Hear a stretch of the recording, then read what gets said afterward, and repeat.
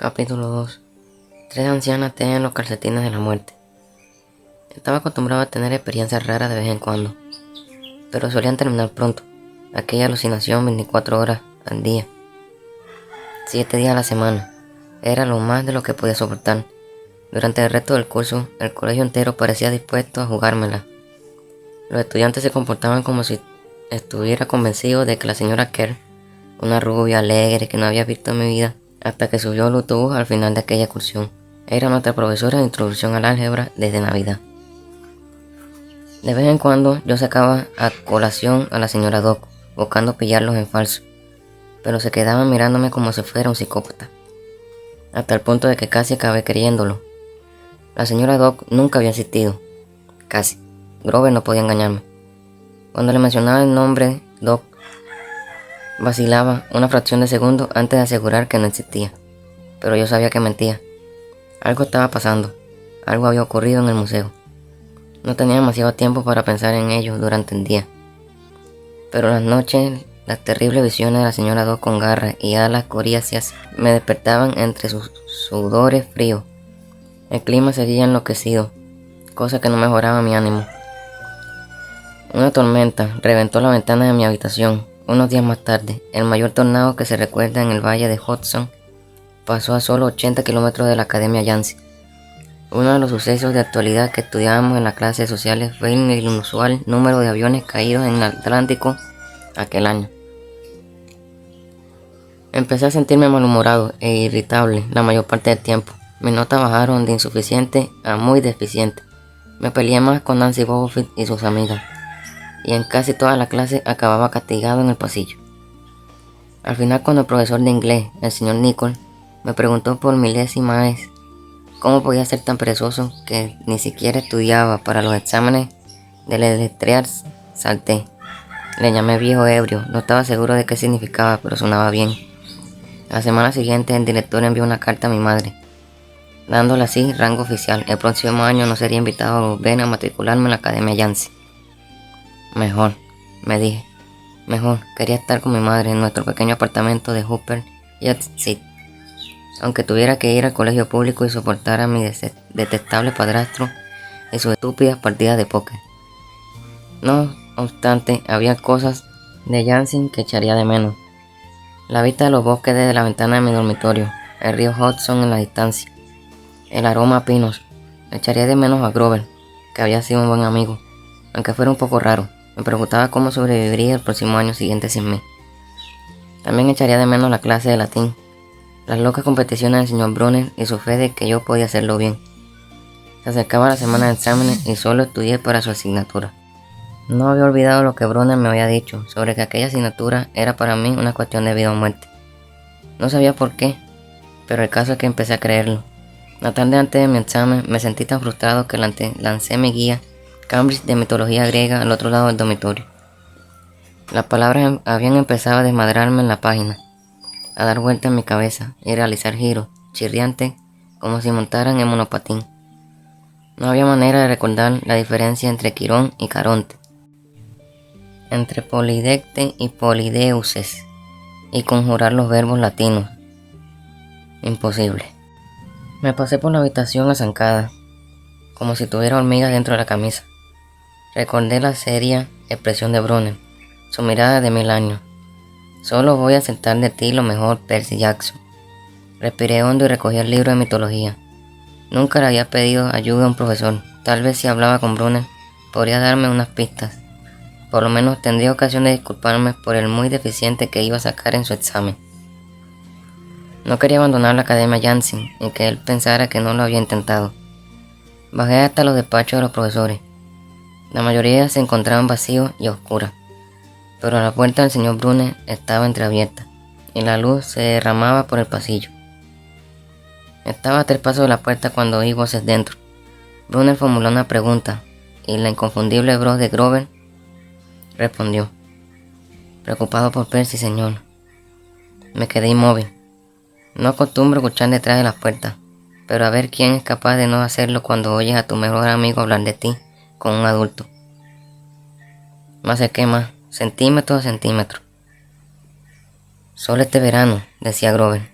Quiero decir, Hay una benévola en la escuela. Ahora que lo sabemos, seguro, y ellos lo saben también.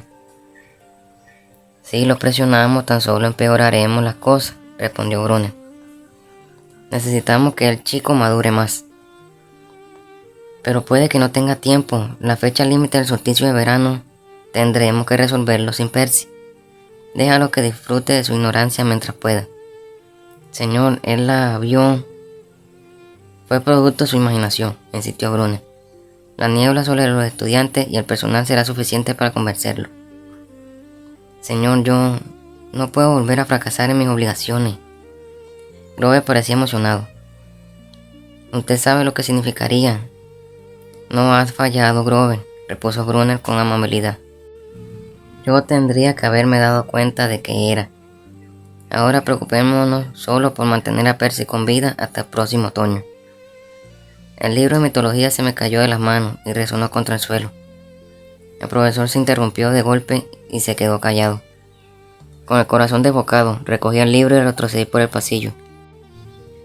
Una sombra cruzó el cristal iluminado de la puerta del despacho. La sombra de algo mucho más alto que el Brunner, en su silla de ruedas, con algo con las manos que parecía sospechosamente a un arco. Abrí la puerta contigua, que me escabullí dentro. Al cabo de unos segundos oí un suave cloc, cloc, cloc, como de casco amortiguado, seguido de un sonido de animal olisqueando, justo delante de la puerta. Una silueta grande y oscura se detuvo un momento delante del cristal y prosiguió. Una gota de sudor me resbaló por el cuello. En algún punto del pasillo el señor Brunner empezó a hablar de nuevo.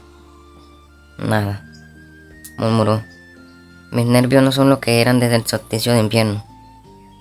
Los míos tampoco, repuso Grover. Pero habría jurado. Vuelve al dormitorio, le dice Brunner. Mañana tienen un largo día de exámenes. No me lo recuerde. Las luces se apagaron en el despacho. Esperé en la oscuridad lo que pareció una eternidad. Al final, salí de nuevo al pasillo y volví al dormitorio. Grover estaba tumbado en la cama, estudiando sus apuntes de latín como si hubiera pasado allí toda la noche. Me dijo con cara de sueño. ¿Estás listo para el examen? No respondí. Tienes un aspecto horrible. Puso ceño. ¿Va todo bien? Solo estoy cansado. Me volví para ocultar mi expresión y me acosté en mi cama. No comprendía qué había escuchado allí. Quería creer que me lo había imaginado todo, pero una cosa estaba clara. Grover y el señor Brunner estaban hablando de mí a mis espaldas. Pensaban que corría algún tipo de peligro. La tarde siguiente, cuando abandonaba el examen de 3 horas de latín, colapsado con todos los nombres griegos y latinos que había escrito incorrectamente, el señor Brunner me llamó por un momento. Temí que hubiese descubierto que los había oído hablar la noche anterior, pero no era eso. Percy, me dijo, no te desanimes por abandonar Janssen. Es lo mejor. Su tono era amable, pero sus palabras me resultaban embarazosas. Aunque hablaba en voz baja, los que terminaban el examen podían oírlo. Nancy Bobofit me sonrió y me lanzó besitos sarcásticos. Vale, señor, murmuré. Lo que quiero decir es que... meció su silla adelante y atrás, como inseguro respecto a lo que quería decir. Verás, este no es el lugar adecuado para ti. Era solo cuestión de tiempo. Me cosían las mejillas. Ahí estaba mi profesor favorito, delante de la clase, diciéndome que no podía con aquello, después de repetirme durante todo el año que creía en mí. Ahora me salía con que estaba destinado a la patada. Vale, le dije temblando. No me refiero a eso. Oh, lo confundes todo. Lo que quiero decir es que no eres normal, Percy. No pasa nada por... Gracias, le peté. Muchas gracias, señor, por recordármelo. Percy.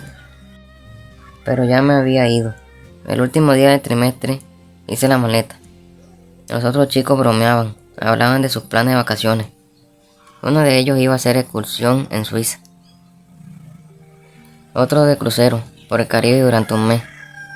Eran delincuentes juveniles como yo, pero delincuentes juveniles ricos. Su papá eran ejecutivos, o embajadores, o famosos. Yo era un don nadie, surgido de una familia de don nadies. Me preguntaron qué pensaba hacer aquel verano y le respondí que volvía a la ciudad.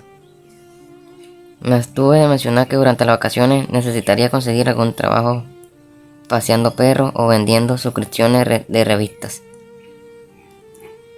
Y pasar el tiempo libre preocupándome por si encontraría escuela en otoño.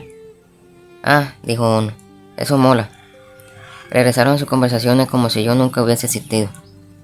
La única persona de la que temía despedirme era Grover. Pero luego no tuve que preocuparme.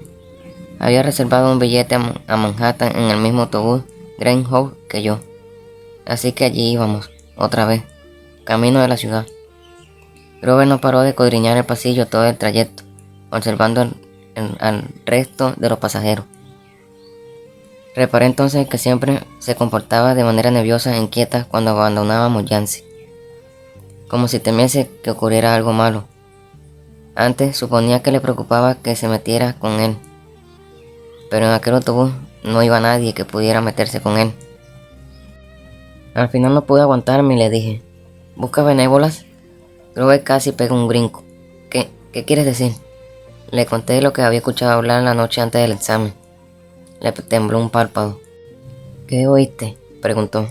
Oh, no mucho. ¿Qué es la fecha límite del solsticio de verano? Mira, Percy, se estremeció.